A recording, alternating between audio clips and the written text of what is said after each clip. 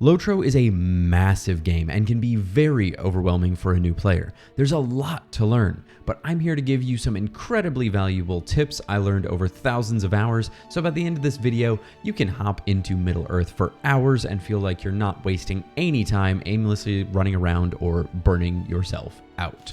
LOTRO's answer to achievements: deeds are unlocked as you level up and perform a task relating to that deed. These are incredibly important for your character's development because of two major things: virtues, a trait system for your character, and LOTRO points, the game's premium currency. I'll explain why each of those matters in just a second. First, we need to establish what deeds are. Deeds are issued and completed by doing various tasks in a specific region, such as exploring noteworthy places, slaying a certain number of specific monsters, or completing quests. Some deeds, like Slayer and Quest deeds, have multiple tiers of completion to them, the rewards getting better with each tier. There are also meta deeds that are completed by completing multiple of a certain type of deed. But as amazing as Virtue XP and LOTRO points are, trying to finish all the deeds in a zone before moving on isn't always a great idea. It can be fun if you're really into it, but it comes at the cost of taking longer to reach all the other fun out there in the wider world. LOTRO has been out since 2007, so there's a lot of content for you to work through. I usually focus on fully completing a small handful of deeds in each zone. Maybe 1 to 3 Slayer deeds, some exploring, and usually the questing deed as well. You may decide that's too fast, or you may feel ready to move on sooner. But if you want to make the most informed decision, we're going to now need to talk about virtues and LOTRO points. Virtues are universal traits available to any race or class. There's a lot to consider with them, but we're going over just the basics. Virtues have 2 effects and are massively important to your character. The first is the primary effect, which is a stat boost when they're slotted into one of the 5 virtue slots at the top of the screen. The second is a passive stat boost, which will either bonus physical and tactical mastery rating to increase your damage, or a bonus to your maximum morale. These passive bonuses are always active, so eventually leveling up all your traits to maximum is the best boost to your character, but it can be extremely time consuming. There's enough about virtues that I plan on making an entire dedicated video to that eventually, but for now, you'll just want to take a look and plan out what 5 virtues you want to focus on leveling up, so that you can focus on enjoying the game and still keep your virtues naturally pretty well leveled up. I didn't take any time to do this when I first started back up, and wasted a bunch of virtue XP on things that weren't very helpful to me. You can see these by pressing J and going to the 3rd tab in this menu. You will unlock virtue slots gradually, starting at level 7 and finishing at level 23.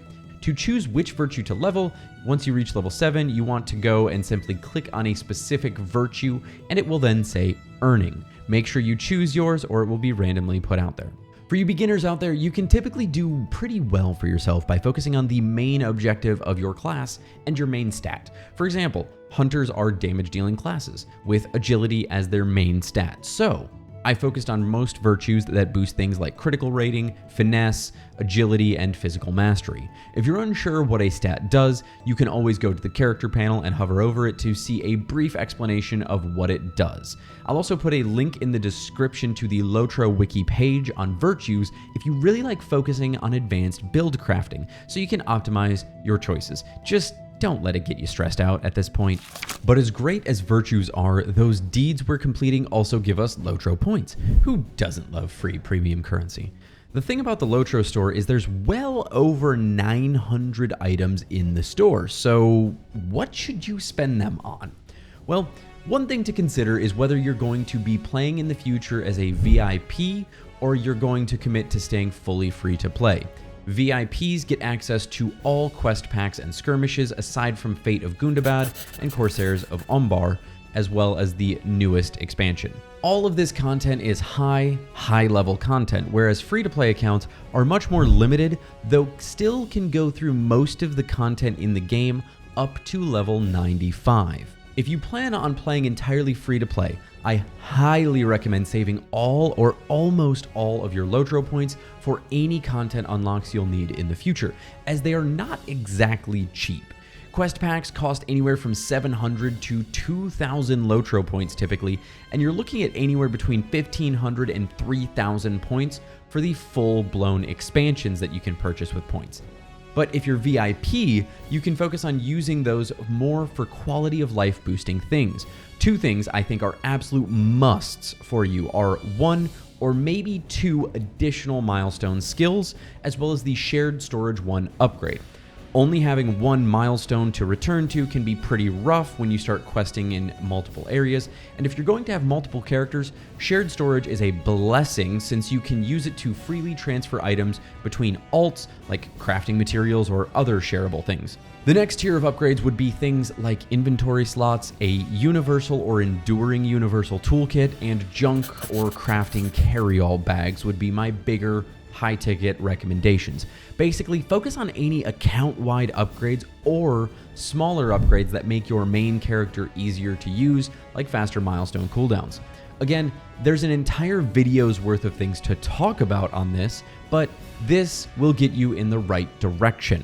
Alright, but we've gotten some heavy stuff out of the way, so let's take a breath and get to some simpler but equally valuable tips for you. Like I said earlier with deeds, there's a balance in your leveling experience. Don't rush through it, but know when to walk away from deeds so you can keep having fun. The leveling experience in LOTRO is a massive part of this game. The main storyline runs you naturally through a lot of content and is even necessary for unlocking certain parts of the game. Where most MMOs, you'd rush to the end game to start getting on that gear treadmill, LOTRO's more like a fine wine to sip and relax.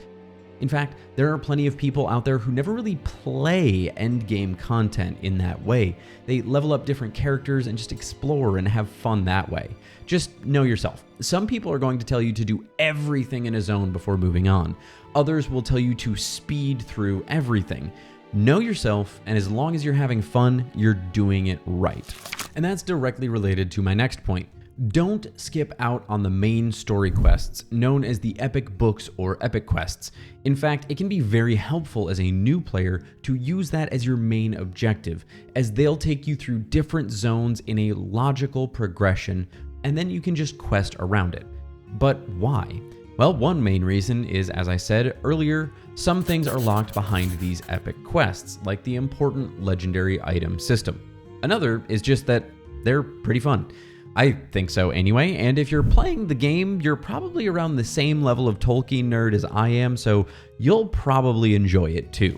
But while you're questing, epic or not, you want to make sure you don't skip all of your quest text. It can be very important to find out where to go or what to do.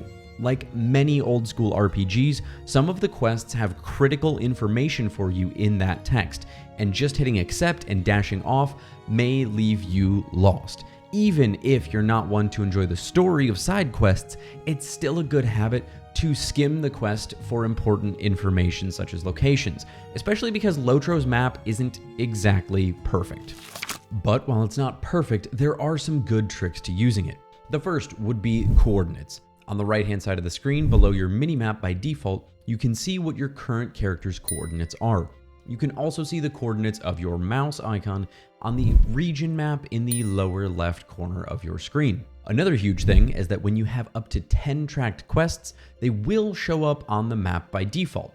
There's 8 unique colors that you can use to differentiate between quests that you can change, and mousing over any quest on the tracker menu here will flash the area for that quest if it's visible on the map.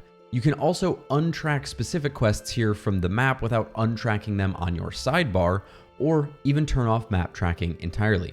Just be aware that while the map is very helpful, it's not 100% accurate, more like 95%. So make sure you look around a bit if you can't find something that you're supposedly standing right on top of. But if you really get stuck on finding a quest objective, you can always head over to the LOTRO wiki. As far as game wikis go, it's incredibly helpful. You can often find map screenshots showing exact locations of NPCs or items, more in-depth descriptions of quest walkthroughs, or even coordinates that you can use to pinpoint a location and head to the right spot.